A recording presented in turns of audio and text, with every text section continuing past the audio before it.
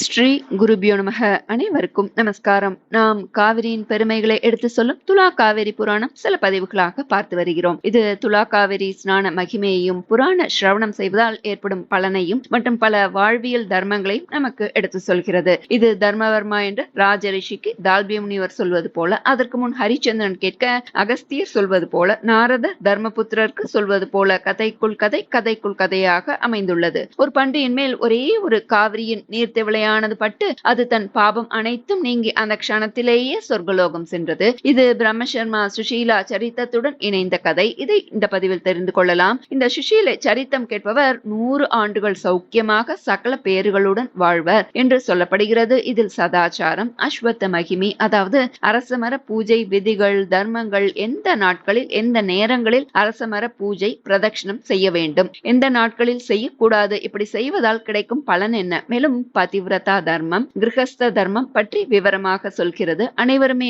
அவரவர் பிறந்த தினங்களில் அவசியம் சொல்ல வேண்டிய யமஸ்துதி. இதை சொல்வதால் தீர்க்க ஆயுள் ஆரோக்கியம் ஏற்படும் என்று யமதர்மர் ஆசீர்வதித்துள்ளார். அதையும் நாம் தெரிந்து கொள்ளலாம். மேலும் நமக்கு யமதர்மர் கூறும் தர்மங்கள் இவை அனைத்தும் அடங்கியது இந்த பதிவு. இவை அனைத்துமே கதையின் இடையிலேயே வருகிறது. அதனால் அனைவரும் முழுமையாக பார்த்து பயன்பெறவும். இதை கேட்பது மகாபாகியம். கேட்பதனாலேயே சகல பாபங்களையும் போகுமாம். 100 ஆண்டுகள் சௌக்கியமாக வாழ்வர் என்று சொல்லப்படுகிறது. நாம பதிவுக்குள்ள போகலாம். தர்மராஜா கேட்கிறார், முன்னொரு சமயம் காவிரி நீரோட ஒரே ஒரு திவிலை ஒரு பன்றி மேல பட்டு அதன் பாபம் அந்த க்ஷணத்திலேயே நீங்கி அது ஸ்வர்க்கம் சென்றது. வித்வானே, அந்த பன்றி எத்தகையது, அது எங்குள்ளது, அந்த காவிரி நீர் எப்படி அதன் மேல் பட்டது, எப்படி ஸ்வர்க்கம் சென்றது, இதையெல்லாம் தாங்கள் விவரமாக சொல்லணும் கேட்க நாரதர் சொல்றார், தர்மா, எப்படி நியமப்படி ஒருவர் ஸ்நானம் செய்து பலனை பெறுகிறார்களோ அப்படியே நாஸ்திகனாக இருந்தாலும் சரி, நியமமாக செய்யாமல் இருந்தாலும் சரி, தெரிந்தும் தெரியாமலும் அறியாமலும் காவிரியில் மூழ்கினாலே போதும், அவனது அனைத்து பாபமும் நீங்கும், அவன் நற்கதி அடைவான். இதில் உனக்கு சந்தேகமே வேண்டாம். ஸ்நானம் செய்தாலே போதும், பாபம் நீங்கும், க்ஷேமம் உண்டாகும். முன்னொரு சமயம் பால்கீக தேசத்துல பகுதான்யம் அக்ரஹாரத்துல பிரம்மசர்மான்ற வேதியர் இருந்தார். அங்க உள்ள அனைவருமே பிரம்மசர்மா போல வேத சாஸ்திர நிபுணர். பலர் பஞ்சமகா யஜ்ஞம் தவறாமல் செய்தவர். சர்மா வேத சாஸ்திர நிபுணர்ல பிரசித்தமானவர், மிக்க படித்தவர், சர்வ சாஸ்திரங்களையும் நன்கு உணர்ந்தவர், சமர்த்தர். அத்துடன் உழுது பயிரிட்டு பொருட்கள்லாம் சேர்த்தார். அவற்றை 6000 ஸ்வர்ணம் இருக்குமாம். சில பொருட்கள்லாம் சாஸ்திரம் விற்க கூடாதுன்னு சொல்றது. தயிர், மோர், வஸ்திரம், அந்த போன்ற பொருட்களையும் விட்டு பொருள் சேர்த்தார். தன் வீட்டிலேயே ஒரு நாளும் அவர் உணவு எடுத்துக்கொள்ள மாட்டாராம். தினமுமே வெளியிலே தான் அவருக்கு உணவு ஆகாரம். அவர் ஜோதிட சாஸ்திரம் அறிந்தவர். அந்த ஊர்லேயே எல்லோருக்குமே அவர் தான் புரோகிதர். அவர் ஒரு நாளுமே அதிகாலையில் ஸ்நானம் செய்து ஔபாசனம், அக்னிஹோத்திரம், பகவத் ஆராதனம் இது எதுவுமே செய்யவில்லை. சமித்து, தர்ப்பம், கூர்ச்சம் இதெல்லாம் எடுத்துட்டு வீடு வீடாக செல்வாராம். ஊரை விட்டு வெளியூருக்கும் சென்று சிரார்த்தம் செய்து வைப்பார். அங்கேயே சாப்பிட்டு வந்துருவார். பேராசை, அதனால் குடை, செருப்பு இதை எல்லாமே போட்டுக்கொள்ள மாட்டார். படிச்ச வந்ததுனால அவரையே எல்லாருமே சிரார்த்தத்துக்கு அழைப்பார்கள். கூப்பிடாத வீட்டுக்கும் போய் உங்க வீட்டுக்கு கூப்பிட்டாதான் வரணுமா அப்படின்னு சொல்லி நுழைந்து வலுவிலேயே சாப்பாடு போட சொல்லி உணவு எடுத்துக்கொள்வார். இப்படி தானே கேட்டு உணவு உண்பவர்கள் பன்றியாக பிறப்பர் என்று சாஸ்திரம் சொல்கிறது. அந்த வீட்டில் பித்ருக்கள் வயிறார உணவு உண்ண மாட்டார்களாம். அந்த பித்ருக்கள் இந்த மாதிரி சாப்பிட மாட்டார்கள் அவருக்கு தெரிந்துமே தானே அழைக்காமல் போறத அவர் விடுறதே இல்ல.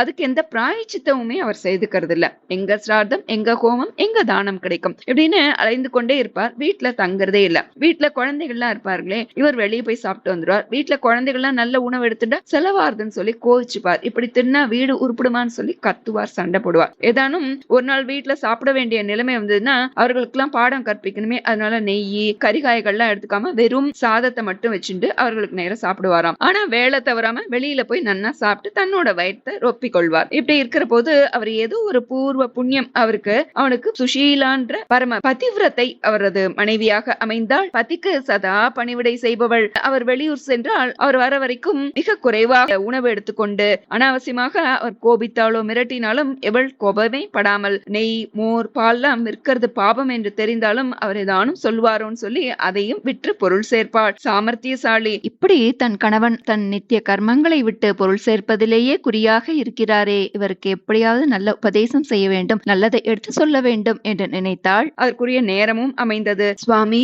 மனித உடலானது நீர்க்குமிழி போன்றது, சீக்கிரத்திலேயே அழியக்கூடியது. அது இன்றோ நாளையோ 100 வயதிலோ யமன் நிச்சயம் வந்து உயிரை எடுத்துக்கொண்டே போவான். அக்கிரமம் பல செய்து பணத்தை சேமித்து வெகு காலம் உயிருடன் வாழ்வேன் என்று எண்ணி மாளிகைகளை கட்டுகிறான் ஒருவன். ஆனால் குடி போகும் முன்னே அல்லது குடிப்பை ஓரிரு ஆண்டுகளிலேயே அருமையான உயிரை இழந்து விடுகிறான். பணம் சம்பாதித்து என்ன பயன் பெற்றான்? அனுபவிக்க மாளாத பாவச் செயல்களை மாத்திரமே அவன் குவித்தான். உடல் திடமாக இருக்கும் போதே அவரவர் தங்கள் வர்ணாசிரம தர்மங்களை விடாமல் செய்ய வேண்டும். காலையில் எழுந்து புண்ணிய தீர்த்தங்களில் ஸ்நானம் செய்ய வேண்டும். சந்தியாவந்தனம் முதலியவை விடாமல் செய்ய வேண்டும். பகவத் ஆராதனம் செய்ய வேண்டும். அதிதிகளுக்கு விருந்தளிக்க வேண்டும். செலவழியுமே என்று ஒருபோதும் நினைக்க கூடாது.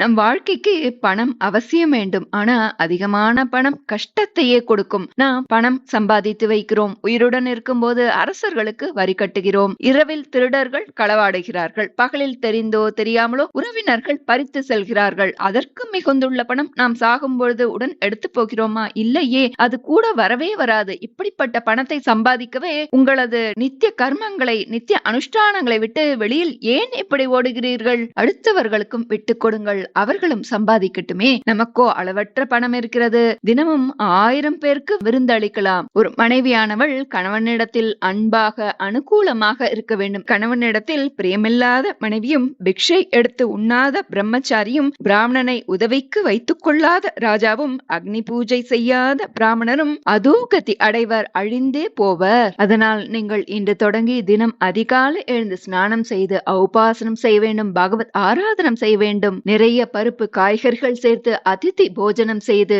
தாங்களும் அந்த அமுதை எடுத்துக்கொள்ள வேண்டும். எப்படி ஆசையுடன் வளர்க்க வேண்டிய குழந்தைகள், அவர்களை இப்படி அனாதைய போல விட்டு வைத்திருக்கிறீர்களே. குழந்தையும் தெய்வமும் கொண்டாடும் இடத்தில் அல்லவா நான் உயிருடன் இருந்தும் இறந்தவளாக சவமாக இருக்கின்றேன். பிரம்மச்சாரி, கிரகஸ்தன், வானப்பிரஸ்தன், சந்நியாசி என்று 4 ஆசிரமம் உண்டு. அதில் கிரகஸ்தாசிரமே சிறந்தது.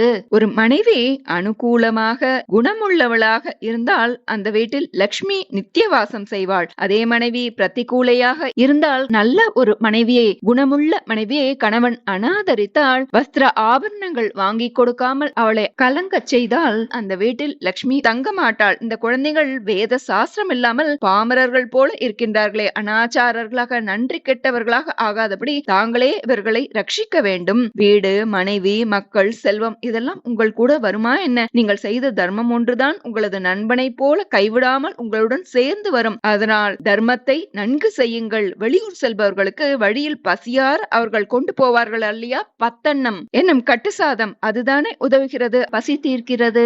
அதுபோல பரலோகம் செல்பவர்களுக்கு தர்மம் தான் உணவு, வஸ்திரம் போன்ற சாதனங்கள். நாம் இங்கு பிராமணர்களுக்கு உணவளித்தால் அது யமலோகத்தில் நமக்கு பசியாற்றும் உணவு. துலா மாதத்தில் காவிரி ஸ்நானம் செய்யுங்கள். 14 லோகத்தில் உள்ள 66 கோடி புண்ணிய தீர்த்தங்களும் கேசவனது ஆணையால் இந்த துலா மாசத்தில் காவிரியை அடைகின்றன. நாதா, துலா மாசத்தில் காவிரி ஸ்நானம் செய்யுங்கள். அது சகல பாபங்களையும் போக்கக்கூடியது. இந்த பாரத வருஷத்தில் விசேஷமாக கர்மபூமி என்று போற்றி சொல்லப்படும் இந்த தேசத்தில் அனைத்து விருப்பங்களையும் காமனைகளையும் வருஷமாக மழை போல் நமக்கு அளிக்கக்கூடிய இந்த துலா காவிரி ஸ்நானம் செய்வதுதான் சிறந்த தர்மம். இதெல்லாம் சுசீலை தனது கணவனுக்கு சொல்லிக் கொண்டிருக்கிறாள். காவிரி கரையில் பிறப்பவர்கள் வளர்கிறவர்களாம் எவ்வளவோ புண்ணியம் செய்தவர்கள். காவிரியின் குளிர்ந்த அந்த நீர்த்தவளையுடன் கூடிய காற்று மேல பட்ட மாத்திரத்தில் அது சர்வ பாபங்களையும் போக்கும். இதன் மகிமையை மூவுலகிலும் கூறவல்லவர் யார்? அதனால் சர்வ சித்தியையும் நாடி காவிரி ஸ்நானம் செய்யுங்கள். பகவான் சந்தோஷப்படக்கூடிய தர்ம சாரத்தை சொல்கிறேன் கேளுங்கள். குடும்பியான ஏழைக்கு தனம் கொடுங்கள். கிரகதானம் செய்யுங்கள். அன்னதானம் செய்யுங்கள். தேகி என்று சத்பாத்திரமான ஒருவர் வந்தால் உடலையே கூட கொடுக்கலாம். யார் ஒருவரது வீட்டின் முன் தேகி கொடுங்கள் என்று கேட்கிறாரோ அவருக்கு இல்லை என்று சொல்லக்கூடாதாம். இல்லை என்று சொன்னால் அஸ்து என்று தேவதைகள் சொல்ல சொல்ல நமக்கு இல்லை என்ற நிலை வந்து விடுமாம். அவனுக்கு பணம் முதலிய இல்லாமே உண்டு பண்ணுவார்களாம். மேலும் மேலும் துக்கங்கள் உண்டாகுமாம். அதனால் கண், கை, கால் அவயங்கள் நன்றாக இருக்கும் பொழுதே தர்மங்களை செய்ய வேண்டும். தர்மங்களை செய்வதற்கே இறைவன் உடலை கொடுத்திருக்கிறான். இருளை போக்கி ஒளியை கொடுக்க ஏற்பட்டிருக்கிறது தீபம். அதில் பூச்சிகள் விழுந்து இறந்து போவது போல் நல்ல காரியங்களை செய்து புண்ணியம் பெறுவதற்காக ஈஸ்வரன் கொடுத்த உடலை வேறு வகையில் ஈடுபடுத்தி அக்கிரமத்தை செய்து ஏன் கஷ்டங்களை அனுபவிக்க வேண்டும்? எத்தனை பேருக்கு இது போன்று தான தர்மம் செய்வதை தடுக்காத உத்தமமான பத்னி கிடைப்பாள். அதனால் பசிக்கு உணவளியுங்கள். கேட்பவர்க்கு இல்லை என்று சொல்லாமல் இயன்றதை கொடுங்கள். நாம் ஏதோ முற்பிறவில் செய்த புண்ணியத்தாலேயே இப்படி நாம் இருவரும் தம்பதிகளாக சேர்ந்துள்ளோம். பூர்வ புண்ணியத்தாலேயே தர்ம எண்ணங்களும் உள்ளது. அதனால் தர்மம் செய்யுங்கள். உலகில் யாருக்கு யார் உறவினர், யாருக்கு யார் இன்பத்தை கொடுப்பர், யாருக்கு யார் போஷிப்பர்? அதனால் நாதா, மரண காலத்தில் யாருக்கு யார் நண்பர்? தர்மம் தான் அப்போது எப்போதும் இங்கும் சரி அங்கும் சரி நம்மை ரட்சிக்கும். நீங்கள் செய்த பாவ பலனை நாங்கள் ஒருபோதும் அனுபவிக்க மாட்டோம், நீங்கள் தான் அனுபவிக்க வேண்டும். சத் பிராமணருக்கு தானம் செய்யாவிடில் ஏழையாக ஆவீர்கள். பகவானை ஆராதியுங்கள், அவயங்கள் நன்றாக இருக்கும்போதே தர்மத்தை செய்யுங்கள் என்று பிரம்மசர்மாவின் மனைவியான சுஷீலை இப்படி உபதேசம் செய்ய அவரும் திருந்தினார். இப்போ பிரம்மசர்மா சொல்றார், ஓ கல்யாணி, நீ சொல்வதையெல்லாம் நான் நன்கு அறிவேன். ஏதோ மோகத்தினால் நான் இப்படி என்னுடைய காலத்தை எல்லாம் வீணாக்கி விட்டேன். இனியாவது நரகம் செல்லாதபடி தர்மத்தையே செய்கிறேன். ஏதாவது ஒரு முக்கிய தர்மத்தை நீ எனக்கு சொல், அதன் மூலம் நான் தர்மத்தை செய்கிறேன். இதுவரை நான் புண்ணிய நதிகளில் ஸ்நானம் செய்ததில்லை, உபாசனம் அக்னி உபாசனை எதுவுமே செய்ததில்லை, பரமேஸ்வரனையோ ஹரியோ பூஜித்ததில்லை, துலா காவிரி ஸ்நானம் செய்ததில்லை, யார் ஒருவருக்கும் அன்னமிட்டதில்லை, உண்ணுவதையும் உறங்குவதையும் தவிர நான் வேறு எதுவுமே செய்ததில்லை என்று வருந்தி இனி என்ன செய்ய வேண்டும் என்று நீ சொல்வாயாக என்று கேட்டார். சுசீலை சொன்னாள், நாதா, அதிகாலையில் எழுந்து ஸ்நானம் செய்து ஜபம், சந்தியாவந்தனம், பஞ்சமகா யஜ்ஞம் செய்ய வேண்டும். இஷ்டபூர்த்தம் என்னும் கிணறு, குளம், மரம் இவற்றையெல்லாம் ஏற்படுத்த வேண்டும். அஸ்வத்தம் என்னும் அரசமரம் பிரதிஷ்டை செய்து சேவித்து பூஜிக்க வேண்டும். இங்கு அஸ்வத்த மர பூஜா விதிகள் தர்மங்கள் சொல்லப்படுகிறது. அஸ்வத்த மரம் என்னும் அரசமரம் 1 அல்லது 2 பிரதிஷ்டை செய்து நன்கு வளர்த்து வாருங்கள். அதை விருத்தி செய்தால் சந்ததி சம்பத்து உண்டாகும், சந்தான விருத்தி உண்டாகும். 7 முறை அஸ்வத்த பிரதட்சணம் செய்தால் 7 கடல் கிரிவலத்துடன் கூடிய பூ பிரதட்சணம் செய்த பலன் கிடைக்கும். பிரம்மா, விஷ்ணு, சிவன் ஆகிய திரிமூர்த்தி ஸ்வரூபமான அஸ்வத்த மரத்தை நமஸ்கரித்தாலே மகத்தான பலன் கிடைக்கும். அத்துடன் தூபம், தீபம், சத்கந்தம், நறுமணத்துடன் கூடிய தாம்பூலம், புஷ்பம் இவற்றால் பூஜை செய்து அரச மரத்தை வலம் வந்து நமஸ்கரிக்க தனவிருத்தி உண்டாகும். பகலில், மாலையில், அபராண்ண காலத்தில், சந்தியா காலத்தில், இரவில், சுக்கிரவாரம் என்னும் வெள்ளிக்கிழமையில், அங்காரக வாரம் என்னும் செவ்வாய்க்கிழமையில் அஸ்வத்த மரத்தை சேவிக்க கூடாது, பூஜிக்க கூடாது. பௌராணிகர் மூலமாக நான் கேட்ட ரகசியத்தை சொல்கிறேன், கேளுங்கள். சுத்தமான தினங்களில் ஸ்திரவாரம் என்னும் சனிக்கிழமை சிறந்த நாளாம். அன்று சுத்தனாக அஸ்வத்த மரத்திற்கு பிரதட்சண நமஸ்காரம் செய்து புருஷ சூக்தம், பித்ரு சூக்தம், தத் விஷ்ணோகோ என்ற மந்திரம் இவற்றை ஜபித்துக் கொண்டே எதுவுமே பேசாமல் அதற்கு நீர் விட்டு வலம் வந்து நமஸ்கரித்தால் அந்த நேரத்தில் பித்ருக்களை மனதால் நினைத்து கொண்டால் கயா சிரார்த்தம் செய்த பலன் உண்டாகும். பித்ருக்கடன் நிவர்த்தியாகும். பித்ரு சாபம், பித்ரு தோஷங்கள் விலகும்.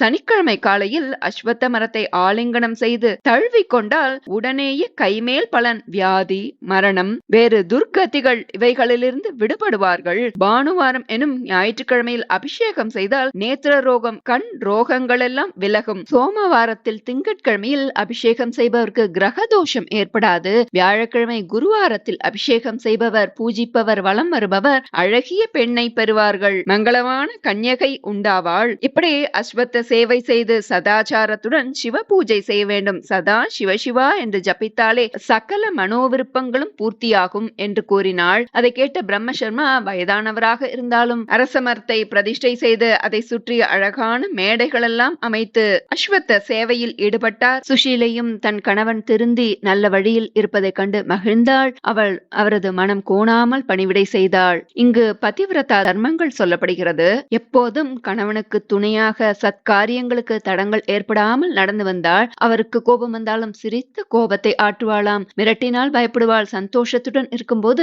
சமீபத்தில் அருகில் செல்வாள். கணவன் உண்ட பின் உண்பாள். அவன் தூங்கிய பின் படுத்து எழுந்திருக்கும் முன் எழுந்திருந்து வீட்டு வேலைகளை எல்லாம் கருத்தாக செய்வாள். பத்தியையே பகவானாக நினைத்து காலையில் சூரிய பகவானையும் ஆலயத்தில் பகவானையும் கதை நடக்கும்போது பிராமணர்களையும் நமஸ்கரித்து நான் சுமங்கலியாகவும் என்னுடைய கணவர் நோயற்ற வாழ்வுடன் வாழ வேண்டும் என்று பிரார்த்தனை செய்வாள். அத்துடன் கணவனின் ஆயுள் வளர வேண்டி துலா மாத, கார்த்திகை மாத காவிரி ஸ்நானம் செய்வாள். கணவனுக்கு வேண்டியதை ஆசையாக சமைத்து பரிமாறுவாள். அவர் படுத்த பின் கால்களை எல்லாம் பிடித்து விடுவாள். பகிஷ்டையாகும் அந்த காலமான மாதவிலக்கு 3 தினங்கள் விலகி இருக்கும்போது வீட்டின் கோடியில் ஓரிடத்திலிருந்து 3 நாட்கள் கூடியவரை மௌனமாக இருப்பாள். பசியுடன் இருந்தாலும் கணவனை ஹிம்சிக்காமல் உபவாசத்துடனே இருப்பாள். அலங்காரம் செய்து கொள்ள மாட்டாள். அதிர்ந்து பேச மாட்டாள். 4வது தினத்தில் மஞ்சளுடன் ஸ்நானம் செய்து பரிசுத்தமாக இருப்பாள். அவள் கணவனையே தெய்வமாக நினைத்தாள். சமையல் செய்யும் பொழுது தேவதைக்காக, வைஷ்வ தேவத்துக்காக என்று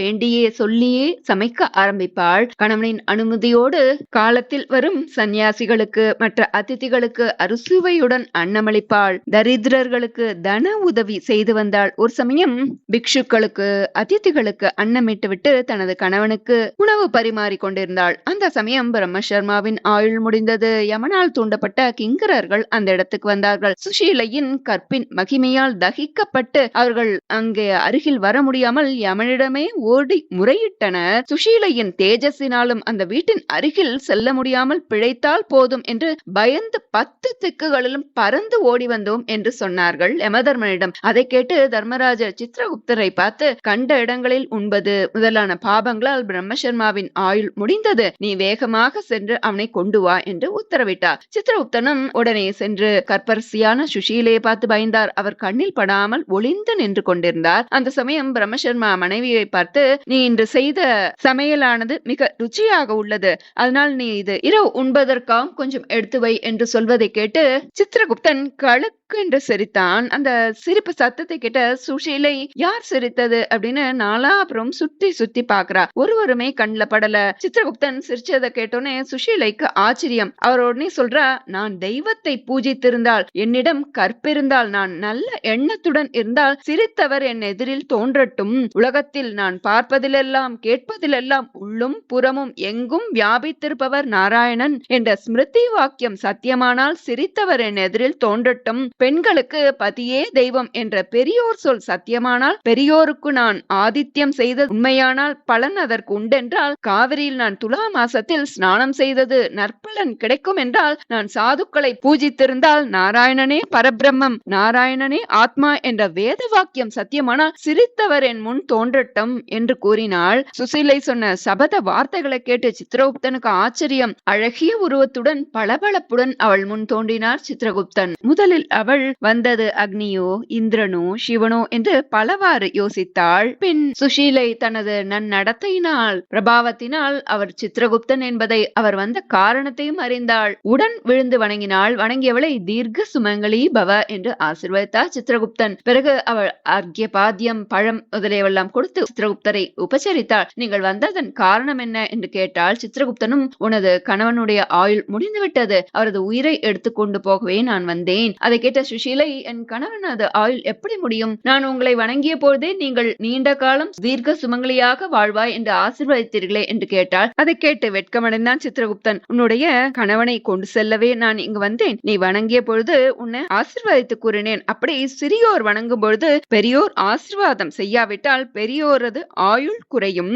அதனாலே உபநயனம் ஆகாத சிறியவர்களுக்கு ஆயுஷ்மான் பவ மேதாவி என்றும், பிரம்மச்சாரிக்கும் கிரகஸ்தருக்கும் ஆயுஷ்மான் பவ சௌமிய என்று கூறி ஆசீர்வதிக்க வேண்டும். மேலும் அவரது சர்மாவின் கடைசி எழுத்தை நீட்டி சொல்ல வேண்டும். திருமணமாகாத கன்னிகைகள் நமஸ்கரித்தால் சம்யக் பர்த்ரு மதி பவ, நல்ல பதி நல்ல கணவன் கிடைக்கட்டும் என்றும், கல்யாணமான பெண்கள் நமஸ்கரித்தால் தீர்க்க சுமங்கலியாய் இரு, தீர்க்க சுமங்கலி பவ பவ தீர்க்க சுமங்கலா என்று, விதவைகள் வணங்கினால் ஞானவதியாய் இரு, சம்யக் ஞானவதி பவ என்று ஆசீர்வதிக்க வேண்டும். இப்படி ஆசீர்வாதம் செய்பவர்கள் சௌக்கியமாய் இருப்பார்கள். அதனால் உன்னை தீர்க்க சுமங்கலி பவ என்று ஆசீர்வதித்தேன். உனது கணவர் தீர்காயுசாக இருக்க வேண்டும். எனது வாக்கும் சத்தியமாக இருக்க வேண்டும். அதற்கு நீ துலா காவிரி ஸ்நானம் செய்ததில் ஓராண்டு ஸ்நான பலனை தா.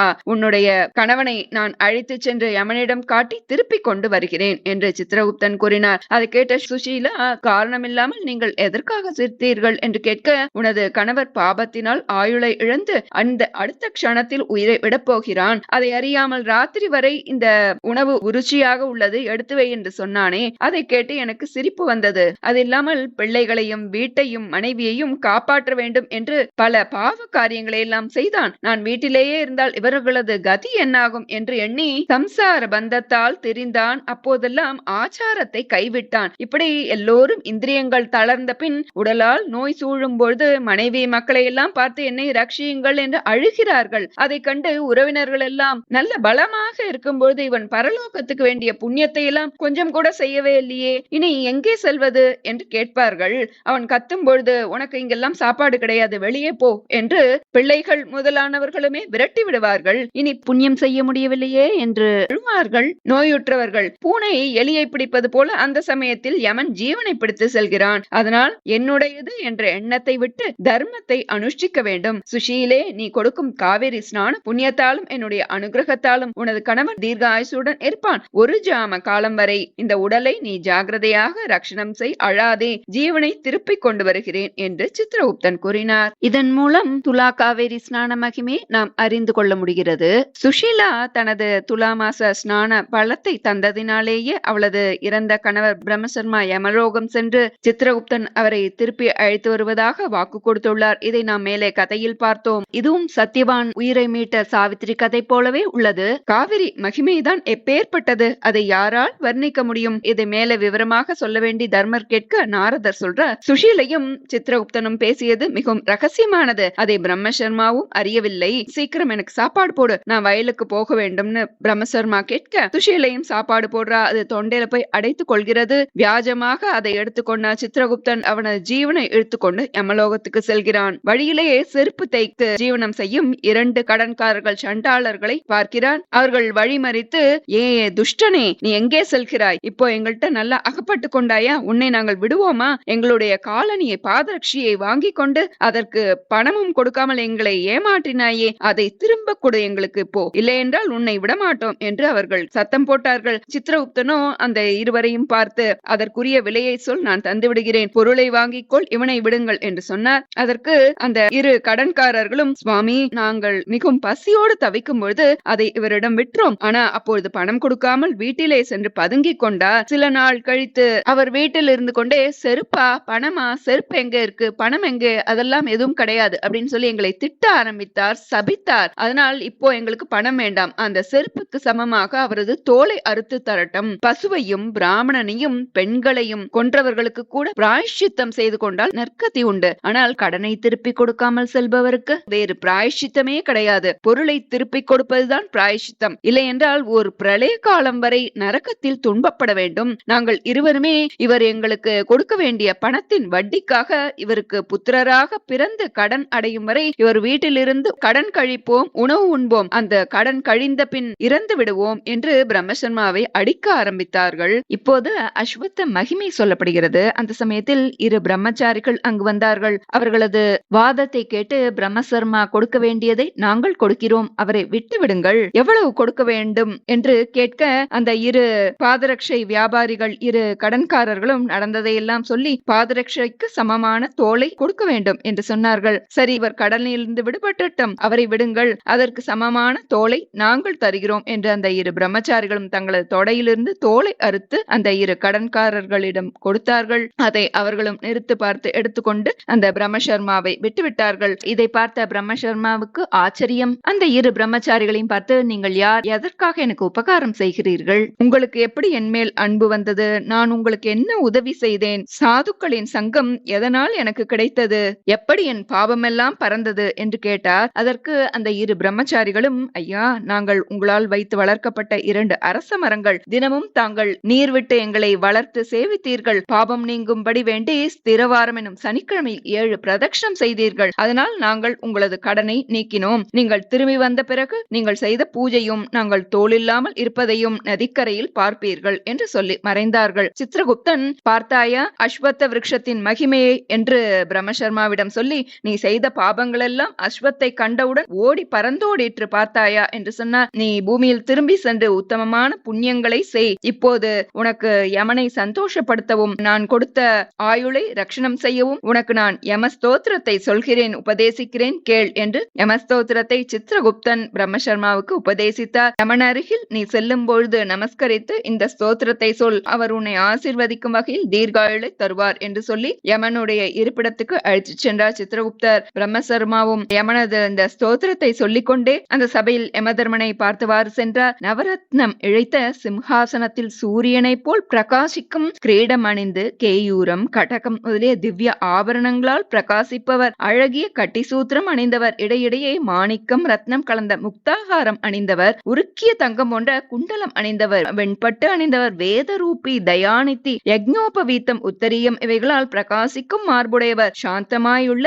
மிருத்யு காலன் அந்தகன் முதலியவர்களால் சதா சூழப்பட்டவர், தர்மம் அதர்மம் இவற்றை பகுத்தறிந்து கூறும் சுற்றிலும் முனிவர்களால் சூழப்பட்டவர், கங்கணத்தினால் பிரகாசிக்கின்ற இரு திவ்ய ஸ்திரீகளோடு கூடியவர். அந்த யமராஜனை பார்த்து பிரம்மசர்மா முதலில் சிறிது பயந்தார். பின் தண்டம் போல் பூமியில் விழுந்து இந்த யமஸ்தோத்திரத்தை சொன்னார். இதில் யமதர்மனது நாமங்களும் அவரை போற்றி சொல்லியும் அவரை நமஸ்கரிப்பதாகவும் சொல்லப்பட்டுள்ளது. இப்போது யமஸ்துதி தமிழில். ஹே யமதர்மராஜா, நீ தர்மஸ்வரூபி, சாந்தரூபி, சத்யரூபி, யமன், மிருத்யு, காலன், அந்தகன் என்பதெல்லாம் நீங்களே. சூரியபுத்ரா, சர்வ பூதங்களையும் அழிப்பவரே, சாதுக்களுக்கு தந்தை போல் உள்ளவரே, அமிர்தம் போல் இனிய சொற்களை சொல்பவரே, கடகம் முதலிய ஆபரணம் தரித்தவரே, சதாச்சாரம் உள்ள சாதுக்களை பார்த்தவுடனேயே வரவேற்று கந்த புஷ்பாதிகளால் அர்ச்சிப்பவரே, மத்தியஸ்தராக இருப்பவரே, தத்துவம் உணர்ந்தவரே, சமதர்ஷிகளான சாதுக்களுக்கு தன் பொருளையெல்லாம் தருபவரே, வேத வேதாந்தங்களை உணர்ந்தவரே, நீங்கள் நல்ல புண்ணியம் செய்தீர்கள். இதோ உங்களுக்கு உணவு வந்திருக்கிறது, இதை ஏற்று ஸ்வர்க்கத்துக்கு செல்லுங்கள் என்று சாதுக்களிடம் பிரியமாக பேசுபவரே, பித்ரு ரூபியும் பக்தர்களுக்கு அபயம் அளிப்பவருமே, விஷ்ணு பக்தரே, தாமரை போன்ற கண்ணுள்ளவரே, பிரம்மாவிடம் வினயமுள்ளவரும், தாமரை போன்ற காந்தியுள்ளவரும், அழகுக்கு இருப்பிடமானவரே, கருணை ததும்பும் சொல்லுக்கு இருப்பிடமானவரே, பாப்பிகளுக்கு கோர ரூபம் உடையவரே, துர்ஜனங்கள் எதிரில் கர்ஜிப்பவரும், கோரப்பல்லும் பயங்கரமான உருவம் உடையவரே, மேல்முகமாக உள்ளதும் நீண்டதுமான ரோமங்களை உடையவரே, மணியின் சப்தத்தினால் மிக்க பயங்கரமானவரும், கால தண்டம் உள்ளவரும், கோபமுள்ளவரும், குற்றவாளிகளை தண்டிப்பவரும், எப்போதும் உக்கிரகமாக தண்டிப்பவரும், வில், காலதண்டம், கத்தி, கோடாலி முதலிய ஆயுதங்களை தரிப்பவரே, உலகை தரிப்பவரும் அழிப்பவரும், புண்ணிய ராசியானவரும், எல்லோரையும் கொண்டு செல்வதில் ஜாகிரதையான அதிகாரியும் ஆனவரே, திவ்ய ஞானத்தினால் சிறந்தவரே, அழகான சர்வ அவயமுள்ளவரே, 4 கைகள் உடையவரே, சாதுக்களிடம் சௌமிய முகமாக இருப்பவரே, எல்லோராலும் வணங்கப்படுபவரே, சர்வ ஸ்தோத்திர ரூபியே, காளமேகம் போன்ற எருமை வாகனம் உடையவரே, பிரளயாக்னி போல சிவந்த கண்ணுடையவரே, சந்திரன் போன்ற முகமுடையவரே, பாபிகளிடம் பிரளய கால இடி போல் கர்ஜிப்பவரே, சாதுக்களை கருணை நிறைந்த கண்களால் பார்ப்பவரே, தத்துவமாயும் தத்துவ ரூபியாயும் தத்துவ திருஷ்டியாக உள்ளவரே, அசத்துக்களை பார்த்து வெட்டு கொல்லு என்று 10 திக்குகளிலும் பரவும்படி உரக்க கர்ஜிப்பவரே, பாபிகள் கூட்டத்தில் பயங்கரமாக இருப்பவரே, பிறரை பீடிப்பவருக்கு பிரளயகால அக்னிக்கு சமமான ஊர்துவ ரோமங்களை உடையவரே, விஷத்தை கக்கும் பயங்கரமான கிருஷ்ண சர்ப்பம் போல் பாப்பிகளை மோகிக்கும்படி செய்பவரே, சூரியபுத்ரா, சாந்தர்களுக்கு மேருமலை போன்ற தேஜஸ் உள்ளவரே, தன்னை பூஜிப்பதால் அதி சந்தோஷமுள்ளவரும், பக்தர்களுக்கு இஷ்டத்தை அளிப்பவரும், பிரம்மரூபியும், சாதுக்களுக்கு நல்ல லோகமும் அளிப்பவரே, சாதுக்களது பயத்தை அகற்றுபவரே, தர்ம சாஸ்திர ஸ்வரூபி, நியாய சாஸ்திரத்தையே கண்ணாக உடையவரே, யமுனையின் சகோதரரே, யமன், தர்மராஜன், மிருத்யு, அந்தகன், சூரியபுத்திரன், காலன் என்ற பெயருடையவரே, அத்திமரத்தில் பிரியமுள்ளவரே, ரத்னரூபி, கருப்பு நிறமுடையவரே, சிறந்தவர்களால் கொண்டாடப்படுபவரே, வயிற்றில் விருகம் என்ற அக்னி உள்ளவரே, விசித்திரமானவரும் சித்திரகுப்த ரூபியுமாய் இருக்கின்ற உமக்கு நமஸ்காரம், பக்த ரக்ஷகா உமக்கு நமஸ்காரம், உமக்கு நமஸ்காரம் என்று பலமுறை பிரம்மசர்மா விழுந்து விழுந்து நமஸ்கரித்தார். அதி தர்மிஷ்டரும் ஸ்தோத்திரம் எனும் கவச்சமும் உடையவருமானதால் தைரியமாக பலமுறை விழுந்து விழுந்து நமஸ்கரித்தார், துதித்தார் சர்மா. இதனால் சந்தோஷமடைந்தார். யமதர்மர் துந்துபியின் சப்தம் போன்ற குரலுடன் ஆயுஷ்மான் பவ சௌமிய என்று ஆசீர்வதித்தார். யமதர்மர் பிரம்மசர்மாவை சித்திரகுப்தன் அவரை பற்றி சொல்ல ஆச்சரியமடைந்தார். தயாநிதியான யமதர்மர், இந்த ஸ்தோத்திரத்தால் நான் மிகவும் சந்தோஷமடைந்தேன். உனக்கு தீர்காயுசை தருகிறேன். நீ விரைவாக உன் வீட்டிற்கு செல். இனி பாவத்தில் மனதை செலுத்தாதே. பாவத்தையும் மிருத்யுவையும் போக்கடிக்கக்கூடிய இந்த ஸ்தோத்திரத்தினால் தினமும் என்னை துதிப்பவர் சகல பாபங்களும் நீங்கி நீண்ட ஆயுளை பெறுவர். மற்றொரு ரகசியத்தையும் சொல்கிறேன் கேள். அவரவர் ஜென்ம நட்சத்திரத்திலும் யம நட்சத்திரமான பரணியிலும் சுத்தனாக இருந்து இந்த ஸ்தோத்திரத்தை சொல்பவர் நோயற்றவராய் நீண்ட ஆயுளை பெற்று அபமிருத்யு அகல 100 ஆண்டு போகத்தை அனுபவிப்பர் என்று யமதர்மர் கூறினார். இப்படி யமதர்மர் சொல்ல பிரம்மசர்மா, எந்த புண்ணியத்தால் எனக்கு நீண்ட ஆயுள் கிடைத்தது, எதனால் என்னுடைய ஆயுள் குறைந்தது, நீங்கள் அறியாதது இல்லை, இதை எனக்கு விவரமாக சொல்ல வேண்டும் என்று யமதர்மரை கேட்டார். அதற்கு யமதர்மர், நீ முற்பிறவியில் ஏழையாகவும் தேசாந்தரத்திலிருந்து வந்தவருமான ஒரு நோய்வாய்ப்பட்டு இருந்த ஒரு பிராமணரை வீட்டில் இடம் கொடுத்து தங்க வைத்தாய். அவருக்கு மருந்தளித்து காப்பாற்றினாய். உனது மனைவி ஓராண்டு துலாஸ்நான பலனையும் கொடுத்தாள். அதனால் நீ நீண்ட ஆயுளை பெற்று பெற்றாய். பிறருடைய அன்னத்தை நீ உண்டதால் புஜித்ததால் ஔபாசனம் முதலான அக்னி பூஜை எல்லாம் செய்யாமல் இருந்ததால் உண்ணத்தகாதவைகளை உண்டதால் சாப்பிட்டதால் இவைகளால் நீ அல்பாயுசு உள்ளவனாக ஆனாய். இனி நீ ஆச்சாரத்துடன் இரு, தர்மம் உள்ளவனுக்கு என்றும் பயமில்லை என்று யமதர்மராஜர் சொன்னார். இப்போது யமன் கூறும் தர்மங்களாக சொல்லப்படுவது என்ன என்று தெரிந்து கொள்ளலாம். யமன் கூறும் தர்மங்கள். நலமகாராஜன் இந்த யம ஸ்தோத்திரத்தினால் என்னை துதித்தான். அதனால் மூவுலகையும் ஜெயித்து தீர்க்க ஆயுளையும் பெற்றான். பாவிகள் நரக்கத்தையும் சத்துக்கள் ஸ்வர்க்கத்தையும் அடைவார்கள். 8 வயதுள்ளவள் கன்யகை என்று சொல்லப்படுகிறாள். 9 வயதுள்ளவள் ரோஹிணி என்றும் 10 வயதுள்ளவள் கௌரி என்று அழைக்கப்படுகிறாள். அதற்கு மேற்பட்ட வயதுள்ளவள் ரஜஸ்வலை ஆவாள். இதெல்லாம் பழைய விதிகள் என்றாலும் இந்த தர்மங்களை நாம் தெரிந்து கொள்ளலாம். 10 வயதுள்ள கௌரியை கன்யகாதானம் செய்பவன் ஸ்வர்க்கம் செல்வான். 9 வயதுள்ள ரோஹிணியை விவாகம் செய்து கொடுப்பவர் வைகுண்டம் செல்வார். 8 வயதுள்ள கன்யகையை கன்யகாதானம் செய்பவன் பிரம்மலோகம் செல்வான். 10 வயதுக்கு மேற்பட்ட ரஜஸ்வலையை கன்யகாதானம் செய்பவர் ரௌரவ நரக்கம் செல்வார். பூஜைக்கு தசாங்கம், குக்குலு போன்ற தூப வஸ்துக்களையும் தீபமேற்ற நெய்யும் நைவேத்தியம் செய்ய அரிசியையும் வைஸ்வதேவம் செய்யும் பிராமணனுக்கு அளிப்பவர்கள் ஸ்வர்க்கம் செல்வர். ஐப்பசி, கார்த்திகை, மாசி, வைகாசி இந்த ஆகாமாவை என்று பார்ப்போம் இல்லையா, அந்த 4 மாதங்களில் அந்தந்த மாச ஸ்நானம் செய்பவர்கள், புராணத்தில் நம்பிக்கை உள்ளவர்கள், புராண சிரவணம் செய்பவர்கள் ஸ்வர்க்கம் செல்வார்கள். சாஸ்திரத்தை சொல்பவர்கள், புராணம் சொல்பவர்கள், பௌராணிகர்களையும் பிராமணர்களையும் தனம், வஸ்திரம் முதலியவைகளால் பூஜிப்பவர்கள் ஸ்வர்க்கம் செல்வர். தூப தீப பாத்திரங்களையும் பகவானுக்கு வஸ்திரத்தையும் கொடுப்பவர் ஸ்வர்க்கம் செல்வார்கள். இப்போது பாபிகளுடைய கதியை கேள், சொல்கிறேன் என்று யாருக்கெல்லாம் நரகம் என்று சொல்லப்படுகிறது. சிரித்துக் கொண்டே பாபத்தை செய்கிறார்கள், அழுது கொண்டே அதன் பலனை அனுபவிக்கிறார்கள். பிராத்த ஸ்நானம் அதாவது விடியற்காலையில் ஸ்நானம் செய்யாதவர், பகவானுக்கு நிவேதனம் செய்யாமல் உண்பவர், புராணத்தில் நம்பிக்கை இல்லாதவர், பிறர் காரியத்தை கெடுப்பவர், பூஜைக்காக மணி அடிக்காதவர், துளசி தூப தீபாதிகளால் விஷ்ணு பூஜை செய்யாதவர்கள் பல வகை நரகங்களை அனுபவிப்பார்கள். கொட்டைமுத்து இலை, எருக்க இலை, பலாச இலை இவைகளில் துளசியை எடுத்து வருபவரும், ஸ்நானம் செய்யாமல் புஜிப்பவரும் உண்பவரும், அமாவாசை ஏகாதசி முதலான நிஷித்த தினங்களில் ஸ்திரீ சங்கம் செய்தவரும், அக்னி பூஜை செய்யாதவரது வீட்டு அன்னத்தை உண்பவரும், பெண்களோடு குழந்தைகளோடு சமமாக உட்கார்ந்து உண்பவரும், ஒரே பாத்திரத்தில் அவர்களுடன் உண்பவரும் நரக்கம் செல்வார்கள். இன்னும் மேலும் பல பாவங்கள் உண்டு. அதை சாஸ்திர விசாரம் செய்து நரக்கம் செல்லாதபடி ஒருவர் புண்ணியங்களை செய்ய வேண்டும். உனது உறவினர்கள் மிக்க துக்கப்படுவதால் நீ சீக்கிரமாக வீட்டுக்கு செல்னு யமதர்மராஜன் பிரம்மசர்மாவை சொல்றார். பிரம்மசர்மாவும் வினயத்துடன் யமதர்மரை நமஸ்கரித்து தூத்தர்களால் கொண்டுவிடப்பட்ட அந்த உடல் இருந்தது இல்லையா, அதற்கு புகுந்து கொண்டு விழித்தவனை போல் வீட்டில் வந்து எழுந்தார். இறந்து மறுபடியும் தன்னிடம் அந்த கணவனை பார்த்து பேரானந்தம் அடைந்தாள் சுஷீலை. திடமாக அவரை ஆலிங்கனம் செய்து பின் நமஸ்கரித்து ஆச்சரியத்துடன் அவரை பார்த்தாள். பலமுறை யமலோக விருத்தாந்தத்தை எல்லாம் விசாரித்தாள். யமலோகத்தில் நடந்தவற்றையும் இடையில் நடந்த அனைத்து விஷயங்களையும் பிரம்மசர்மா விரிவாக தனது மனைவியிடம் கூறினார். அதை கேட்டு அஸ்வத்த மரங்கள் கடனை அடைத்ததை மிகவும் கொண்டாடினாள் சுஷீலை. அன்று முதல் இருவரும் காவிரி ஸ்நானம் செய்து அஸ்வத்த சேவை நன்கு செய்து வந்தனர். பதிக்கு பணிவிடை செய்து வந்த சுஷீலா நற்கருமத்திற்கேற்ப சுமங்கலியாக இறந்தாள். பதிவிரதா தர்மம் என்னும் அந்த படிக்கட்டு வழியாக திவ்ய விமானத்தில் ஏறி தேவர்கள் துதிக்க பிரம்மலோகம் சென்றாள். பாவனமானதும் ஆச்சரியமாக உள்ள அந்த சுஷீலையின் சரித்திரத்தை கேட்பவர்கள் படிப்பவர்கள் 100 ஆண்டு ஜீவித்திருப்பார்கள், சகல சம்பத்தும் பெறுவார்கள். இப்படி துலா புராணம் 7வது அத்தியாயம் பாதி, 8வது மற்றும் 9வது அத்தியாயத்தில் சொல்லப்பட்டுள்ளது. அனைவரும் துலா ஸ்நானம் செய்ய முயற்சிக்கலாம். இயலாதோர் வீட்டிலேயே காவிரியை மனதில் தியானித்து அதிகாலையில் ஸ்நானம் செய்து துலா புராண ஸ்நானம் செய்யலாம். அதனாலேயே சகல பாபங்களும் விலகும், க்ஷேமம் உண்டாகும். இதை நாம் கதையிலேயே தெரிந்து கொண்டோம். அடுத்த பதிவில் சந்திக்கலாம். நல்லதே நடக்கும். நமஸ்காரம்.